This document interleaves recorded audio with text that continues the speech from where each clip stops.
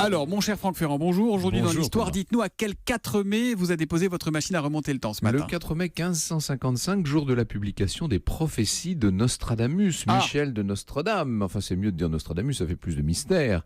Les centuries consistent en quatrains qui sont censés prédire l'avenir jusqu'en 3797. Alors, c'est qui l'année prochaine, 2017 alors Ben ça, on pourrait peut-être lui demander. Bon. Le problème, c'est que les vers sont très ambigus chez Nostradamus. Vous savez, alors on peut interpréter un peu comme on veut. C'est sûr. Bon, vous avez un exemple? Oui, le plus célèbre des quatrains, c'est celui-ci. Le lion jeune, le vieux surmontera, en chambellique par singulier duel, en cage d'or les yeux lui crèvera, deux classes une, puis mourir mort cruelle. Ah oui, là, c'est complètement limpide. Bon, ça veut dire quoi ce charabia? Eh bien, c'est l'annonce de la mort du roi de France Henri II qui n'est intervenue qu'en 1559, c'est-à-dire 4 ans après la publication quand même.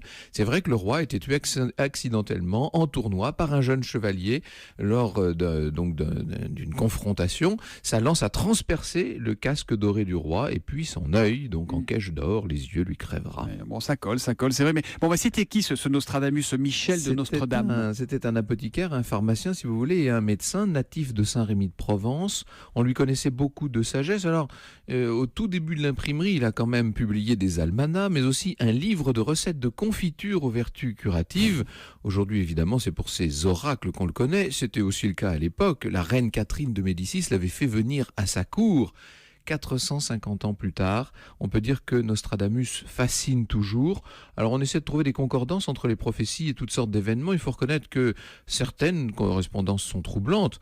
Certains vont jusqu'à prétendre que Nostradamus aurait prédit l'assassinat de Kennedy ou les attentats du 11 septembre. Disons que ça, c'est une autre Oui, histoire. et puis pour les prophéties politiques, moi je préfère les informations d'Antonin André. Je pense que c'est plus fiable que Nostradamus. L'histoire, on la retrouve tout à l'heure à 14h pour nous parler de quoi, Franck? Je vous raconterai l'histoire de la seule femme qui ait jamais été sultane en titre au Caire. Rendez-vous donc au cœur de l'histoire à 14h avec Franck Ferrand. À demain les experts. À demain.